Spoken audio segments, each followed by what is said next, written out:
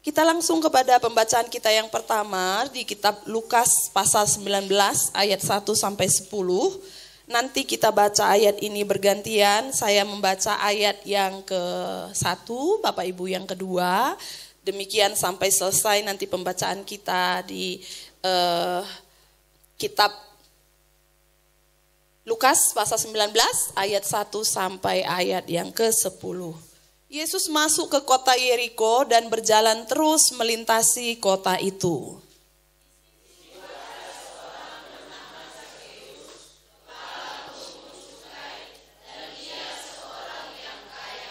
Ia berusaha untuk melihat orang apakah Yesus itu, tetapi ia tidak berhasil karena orang banyak sebab badannya pendek.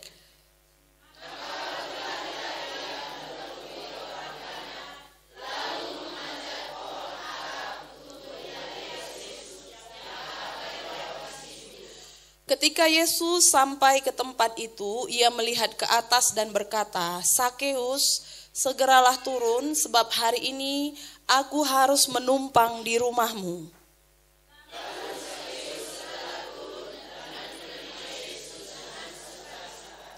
Tetapi semua orang yang melihat hal itu bersungut-sungut, katanya, "Ia menumpang di rumah orang berdosa."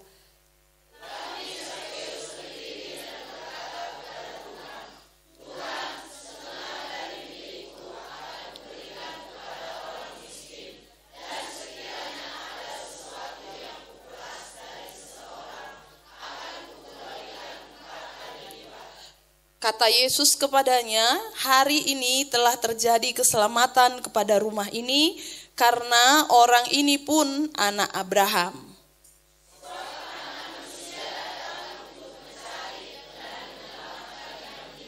Tuhan memberkati setiap kita yang sudah membaca, mendengar, dan yang akan melakukan firman-Nya.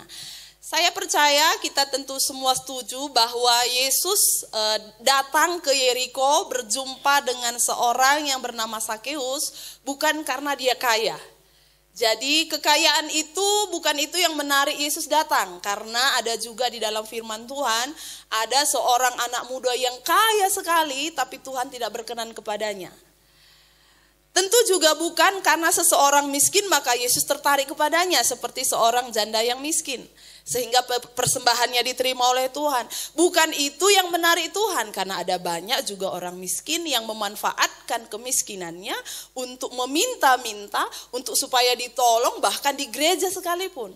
Jadi bukan ukuran kaya atau miskin, tapi semua kembali kepada orang yang siapa yang Yesus jumpai di sini.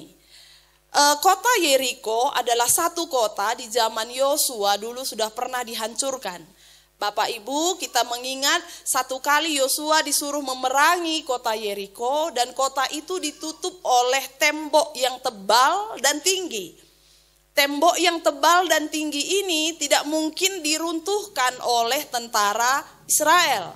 Tapi waktu itu Tuhan bilang sama Yosua, perintahkan semua orang Israel untuk berkeliling di tembok ini. Jadi berkeliling 1 hari sekali keliling saja sampai 6 hari.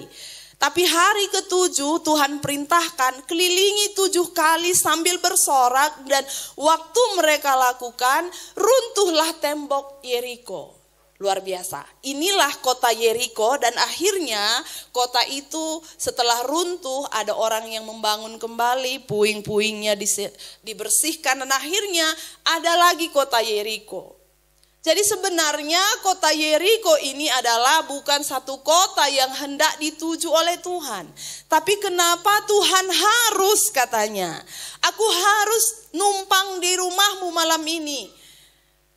Ternyata ada teriakan hati seseorang, bukan teriakan sekumpulan tentara, tapi ada satu hati yang sedang berteriak mencari Tuhan. Di ayat yang ketiga, Sakeus berusaha untuk melihat Yesus itu.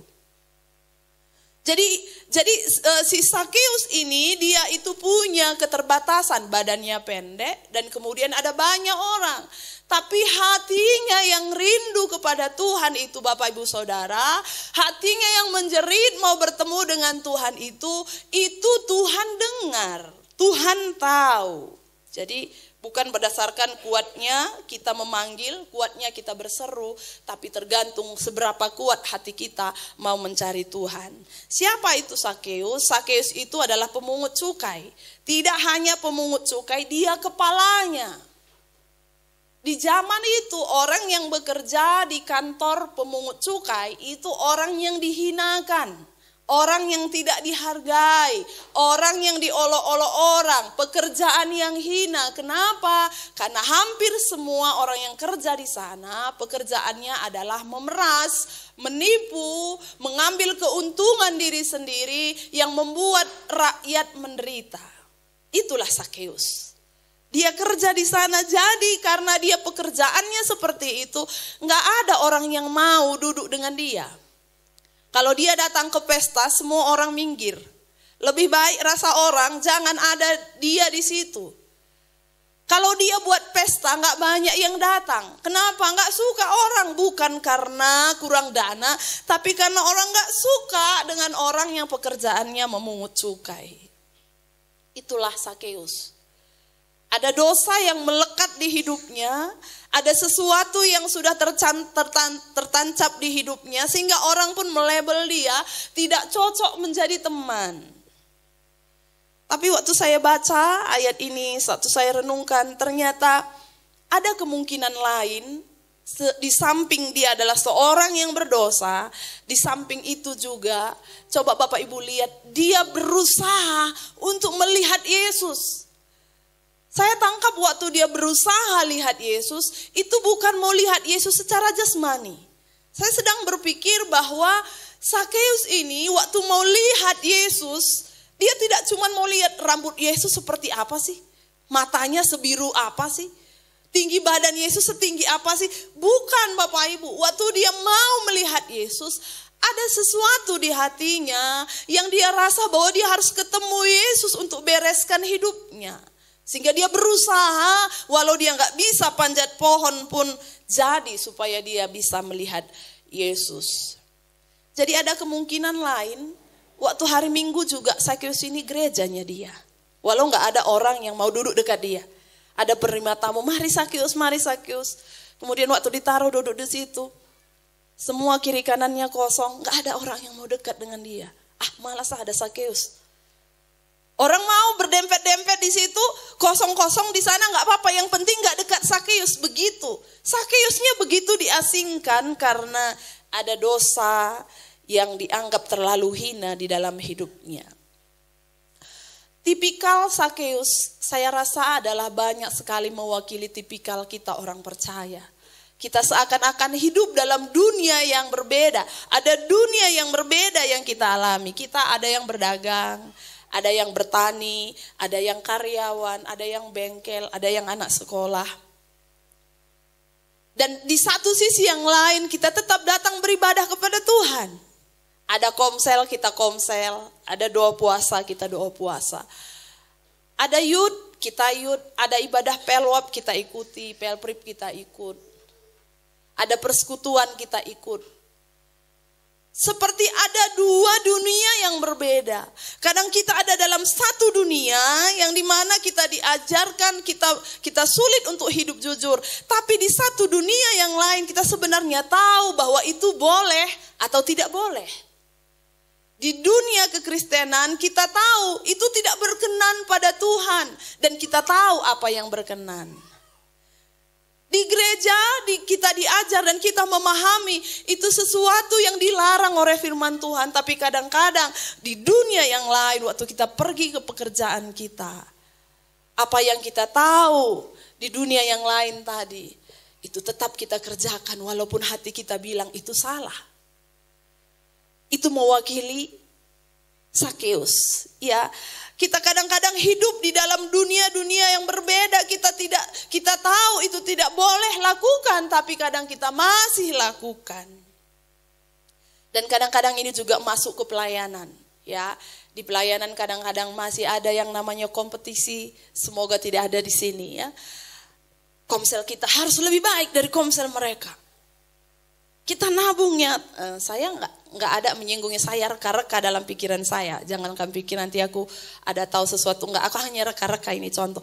Kita harus nabung supaya komsel kita nanti tahun ini seragamnya paling kemilau. Itu kompetisi dan itu tidak berasal dari Tuhan. Ya, seharusnya di jemaat ini kita harus saling membangun. Kita berusaha untuk saling menguatkan, bukan saling jago-jagoan. Ya, di gereja ada kompetisi, ya, dan itu tidak berasal dari Tuhan.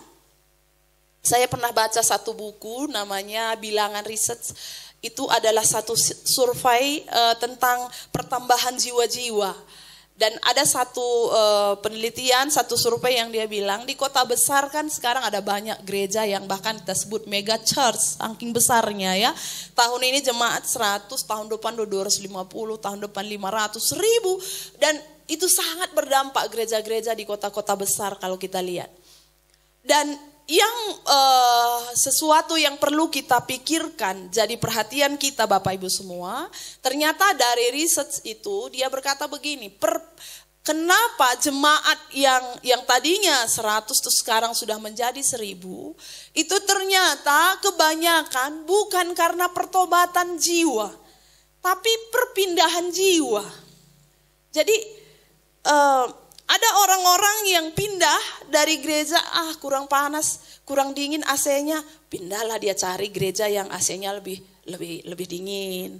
Nggak enak di sini pun musiknya, pindahlah dia ke sana. Nggak enak di sini WL-nya, pindahlah dia ke sana. Jadi alasan dia pindah itu alasan lahiriah. Alasan-alasan yang lahiriah, bukan karena pertobatan. Jadi sesuatu yang perlu kita renungkan, sesuatu yang perlu kita doakan jadi bahan pemikiran kita. Pendetanya kalau di sana keren, di sana kita gereja ya, jadi penuhlah gereja sana. Pendetanya lucu, nah gitu kan, banyak orang sekarang cari pendeta yang lucu. Kalau nggak lucu, nggak banyak pendengarnya, ngantuk kita dibuatnya katanya. Lucu yang dicari, nggak ngomong dosa nggak apa-apa, yang penting ketawa. Kalau saudara cari yang lucu, nonton aja stand up comedy. Di sana saudara bisa lihat setiap hari yang lucu-lucu. Di gereja bukan cari yang lucu, sekalipun kalau ada hamba Tuhan yang lucu dan itu menempelak kita, itu karunia-Nya, puji Tuhan. Tapi kalau ada satu jemaat, nggak lucu pendetanya, nggak usah datang beribadah, itu lahiriah. Dan kadang-kadang itu masuk juga ke gereja, masuk juga ke pelayanan. Nah, itu hanya jadi bahan pemikiran ya. Nah, kita mulai belajar hari ini tentang pertobatan yang dialami oleh Sakeus ya. Apa saja yang dialami oleh Sakeus, pertobatannya mengubah apa saja. Kita lihat mulai dari ayat yang ketiga. Sakeus berusaha untuk melihat orang apakah Yesus itu, tetapi ia tidak berhasil karena orang banyak, sebab badannya pendek. Pertobatan itu selalu dimulai dari hati, bukan dari perkataan. Aku nggak tobat ngateko enak, lanai kelateku bagenda, aku nggak tobat kelngai. Itu bisa, itu tidak salah. Tapi pertobatan yang sesungguhnya itu harus dimulai dari hati. Hati yang sungguh-sungguh, dan Sakeus yang punya hati yang sungguh-sungguh mau bertobat. Bapak Ibu lihat, kalau kita jalan, ada banyak orang, tentu mata kita sibuk kiri kanan, ya kan? Gak mungkin sibuk atas bawah. Yesus juga ada banyak orang, kiri kanan, depan belakang. Jadi tentu Yesus sibuk ditarik, sibuk berjalan, sibuk mengatur langkah. Tapi kenapa Yesus matanya tiba-tiba lihat ke atas? Di atas pohon ada apa ya? Ternyata karena Tuhan tahu isi hati. Jadi dia tahu ada satu hati yang sedang ada di atas pohon, yang sedang berteriak, yang berkata, aku perlu Tuhan, aku mau bertobat, aku mau berubah. Itu dimulai dari hati. Teriakan hati itu didengar Tuhan. Itu sebabnya kita harus selalu percaya, semua sidang jemaat yang dikasihi oleh Tuhan. Setiap hati kita yang berseru kepada Tuhan, Tuhan dengar. Di tempat ini bukan karena WL ada Tuhan. Bukan karena pendeta ada Tuhan. Bukan karena pemusik penerima tamu, bukan. Tapi karena hati saudara yang berteriak kepada Tuhan, dia ada. Dimanapun kita, ketika hati kita berteriak, Tuhan tolong aku, Tuhan ada. Sakeus di atas pohon sekalipun gak ada orang yang lihat sama sekali. Tapi lihat bagaimana Tuhan tahu ada seseorang yang ada di sana yang membutuhkan Tuhan. Jadi dimulai dari hati, ya. Berserulah selalu, ajarlah hati kita untuk selalu berseru kepada Tuhan, meminta pertolongan Tuhan, meminta kasih karunia Tuhan, meminta pertolongan, perlindungan Tuhan. Nah, yang kedua ayat yang ke-6. Lalu Sakeus segera turun dan menerima Yesus dengan sukacita. Kalau pertama tadi pertobatan itu dimulai dari hati, yang kedua saya mau berbicara bahwa pertobatan itu pasti menghasilkan sukacita. Jadi yakinlah kalau ada seseorang yang sudah mau bertobat, sukacita itu pasti datang. Saudara pernah gak kepahitan? Pernah ya, saya pun pernah. Saudara pernah gak mengampuni? Pernah. Bagaimana perasaan kita waktu kita belum mengampuni, sesudah mengampuni? Pasti bedanya ini di sini. Bukan karena tiba-tiba uang kita tambah, enggak. Tapi karena sukacita. Beberapa kali kami berdoa untuk orang-orang yang kepahitan misalnya. Tadi mukanya itu tidak sukacita, ya cantik pun kita rasa nggak cantik, ganteng pun kita rasa nggak ganteng. Tapi waktu dia berdoa dan dia bilang, Tuhan aku lepaskan pengampunan. Kenapa tiba-tiba mukanya bisa berubah? Itu karena sukacita. Jadi yakinlah setiap kali kita mau bertobat dari dosa apapun, imbalannya yang pertama adalah sukacita. Sukacita, ya.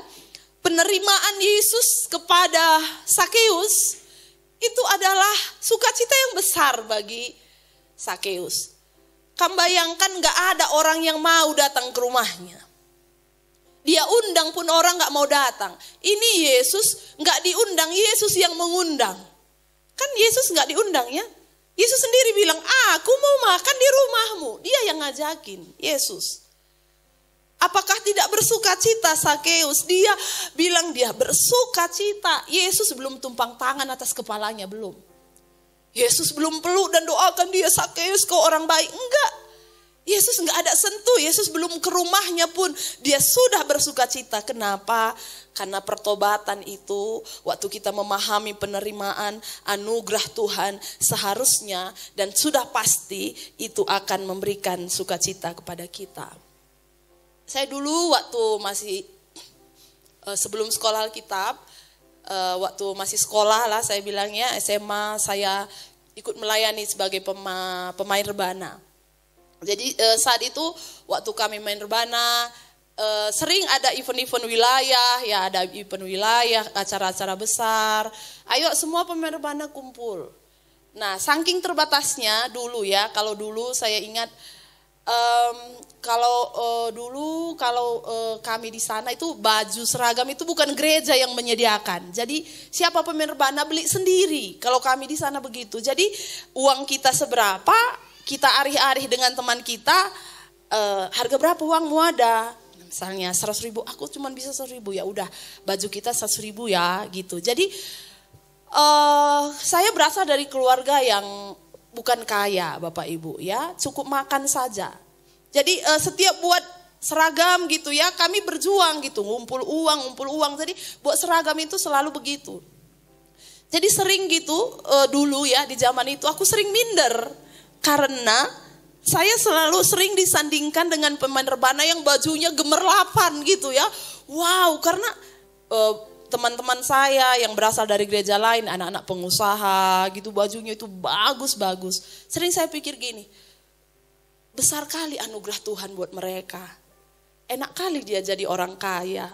Apapun bisa dia buat yang terbaik untuk melayani. Tapi aku gak ada, mau dipaksakan pun gak ada gitu. Mau dipaksa pun untuk membuat yang terbaik, ya itulah yang terbaik. Dan jauh sekali bedanya. Jadi mereka berdiri di situ, kita di sini. Beda sekali bajunya, bisalah kamu bayangkan ya.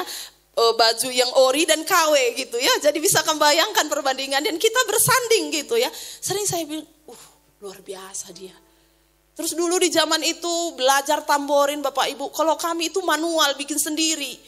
Nonton sendiri, karang sendiri. Kalau mereka bisa beli kaset dari Bandung, kirimkan pelatih dari Bandung gitu. Jadi aku selalu, enak kali dia ya gitu. Terus sering di sekolah juga, karena sekolah juga sama. Saya sering bilang, enak kali kalian pemain rebana di situ, bagus-bagus, didukung dan lain sebagainya. Dan saya nggak pernah berpikir satu saat kalau sekarang saya bisa berdiri sekarang. Sebenarnya kalau saya pikir saya bisa jadi hamba Tuhan, itu anugerah Tuhan. Apa yang bisa dibanggakan dari diriku? Apa yang bisa dianggap baik dari diriku? Itu sebenarnya tidak ada. Bukankah ini hanya penerimaan Tuhan saja gitu? Dan aku lihat mereka juga sekarang ada beberapa jadi hamba Tuhan. Terus sekarang di zaman yang sekarang saya pun bersama-sama dia kembali dan ditaruh Tuhan pada satu tempat yang sama. Dulu saya merasa jauh sekali kayak langit dan bumi. Tapi sekarang Tuhan bisa taruh di posisi yang sama. Waktu saya renungkan, baik kali Tuhan. Kalau bukan karena Tuhan, gak bisa aku ada di sini sekarang. Gak bisa aku melayani dan berdiri sekarang. Kalau kulihat dia keluarga baik-baik, dia berasal dari keluarga hamba Tuhan, bulangnya hamba Tuhan, dia hamba Tuhan, dari dulu sudah doa puasa, dari dulu sudah biasa pelayanan, dan setelah saya besar saja saya mengerti pelayanan, dan Tuhan taruh saya sekarang ada di sini, maka itu kadang-kadang bisa buat saya nangis. Tuhan, baik kali Tuhan sama aku ya, gak ada sebenarnya yang bisa diandalkan, dari talenta gak sebanding. Dari keuangan gak sebanding. Penampilan saya gak bisa atur penampilan. Jadi kadang itu membuat aku, apa yang bisa kubandingkan? Apa yang bisa kuandalkan? Gak ada. Hanya karena anugerah Tuhan. Seharusnya setiap penerimaan Tuhan dalam hidup kita membuat kita ini semakin merasa bahwa tidak ada yang bisa diandalkan dalam hidup kita. Bukankah begitu Bapak Ibu? Dulu kita orangnya pemabuk, tapi sekarang Tuhan sudah ubah kita, dia terima kita. Apa yang bisa diandalkan? Gak ada. Bulang kita dulu percaya dukun, bahkan mungkin dukunnya sendiri bulang kita. Tapi sekarang saudara ada di gereja, saudara sudah ditebus, saudara dijamin hidup keselamatan kekal. Apa yang bisa diandalkan? Gak ada. Hanya karena penerimaan Tuhan kan. Hanya karena anugerah Tuhan. Jadi penerimaan itu dari Tuhan itu seharusnya sama seperti Sakeus. Menimbulkan sukacita yang besar. Kita diterima saja sebagai anaknya. Adalah sukacita yang besar bagi kita semua. Jangan bandingkan dengan yang lain. Karena tidak akan pernah bisa dibandingkan. Sukacita yang besar. Jadi pertobatan itu pasti akan melahirkan sukacita. Kita tahu penerimaan Tuhan atas hidup kita, itu saja seharusnya selalu menimbulkan rasa syukur bagi kita semua. Kemudian yang ketiga, di ayat yang ke-8. Tetapi Sakeus berdiri dan berkata kepada Tuhan, Tuhan, setengah dari milikku akan kuberikan kepada orang miskin, dan sekiranya ada sesuatu yang kuperas dari seseorang, akan kukembalikan 4 kali lipat. Pertobatan. Yang kedua tadi membawa sukacita. Nah, di sini saya melihat pertobatan itu membawa perubahan perkataan dan tindakan. Jadi pertobatan itu pasti akan membawa kita kepada satu perubahan perkataan. Lihat Sakeus ya. Kalau kita bayangkan kita ada di zaman itu, ada seorang kepala pemungut cukai. Selalu yang dia bicarakan pasti cukai. Mana hutangmu? Gitu kan? Dia kerjanya itu. Mana bayaranmu? Mana inimu? Mana inimu? Dia ngomong selalu tentang uang dan itu pasti meresahkan. Membuat orang gak tenang. Waktu dia datang orang gak tenang. Tapi kali ini dia ngomong orang tenang. Kemarin dia ngomong orang sakit hati. Kali ini lihat dia ngomong orang sejahtera.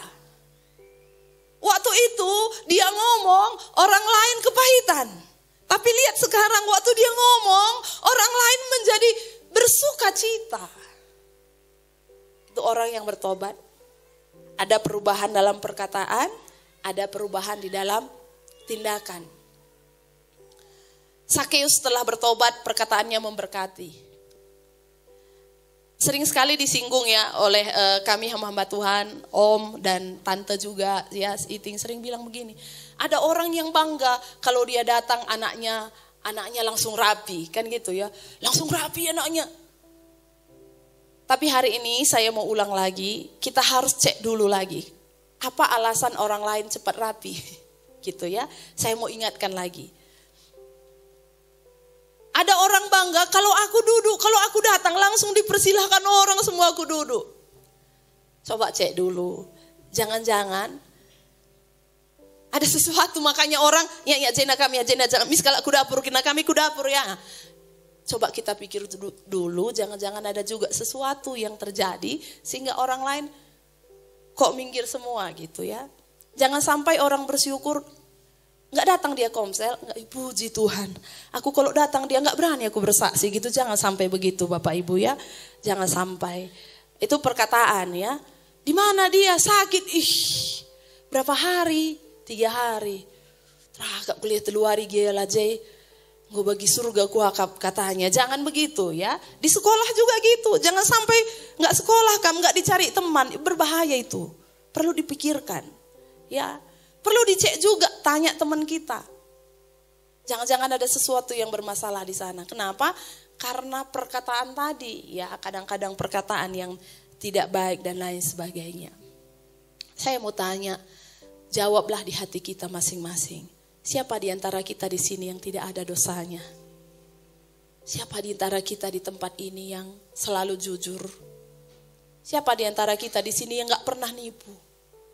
Siapa di antara kita di tempat ini yang perkataan kita selalu baik? Siapa di tempat ini yang tidak pernah memperkatakan perkataan yang kasar kepada orang lain? Saya rasa tidak ada. Saya rasa semua kita ada di dunia yang itu, dan juga semua hari ini kita ada di dunia rohani yang saya bilang kita ada di gereja di tempat ini. Kita mewakili Sakeus yang ada. Sakeus melakukan itu dalam hidupnya, gak ada orang yang mau berteman dengan kita, dengan dia. Dan tidak mustahil Sakeus juga bisa mengalami pertobatan. Hal yang sama yang saya mau sampaikan bagi kita sekalian Bapak Ibu Saudara. Apa yang dilakukan oleh Sakeus tidak berbeda dengan kita. Sama sajanya. Cuman posisinya saja mungkin yang gak kelihatan, orang yang gak tahu. Siapa yang tahu ada dosa dalam pikiran kita? Siapa yang tahu kita merencanakan yang jahat di hati kita? Siapa yang tahu semalam kita melakukan dosa dan kita tutup dengan banyak alasan sehingga gak ada yang tahu? Tapi Tuhan tahu. Tetapi setiap orang yang hatinya tertuju pada Tuhan dan minta pertolongan dari Tuhan, Tuhan mendengar. Tuhan peduli. Dan Tuhan menerima setiap orang yang mau bertobat. Tuhan tidak pernah bilang dosamu terlalu hitam, kau terlalu jahat. Orang bilang, Sakeus kau tidak pantas jadi teman kami. Tapi Tuhan bilang, keselamatan ada padamu. Karena memang Tuhan tidak pernah memperhitungkan besarnya dosa-dosa kita. Tapi seberapa hati kita yang mau datang kepada Tuhan dan meminta pertolongan dari Tuhan. Kiranya semua kita yang sudah mendengar firman Tuhan hari ini menjadi petobat-petobat terus di dalam hidup kita. Pertobat yang baru, petobat yang baru, petobat yang baru. Tidak ada yang sempurna. Saya pun mengakui banyak sekali dosa saya, banyak kekurangan saya. Tapi kalau ada sampai hari ini hanya anugerah Tuhan. Biarlah firman Tuhan yang sudah kita dengar siang hari ini akan membawa kita menjadi anak-anak Tuhan yang setiap hari kembali mau mengintrospeksi diri kita, bertobat dari hati kita sehingga menimbulkan sukacita dan perubahan dalam perkataan dan tindakan kita. Haleluya.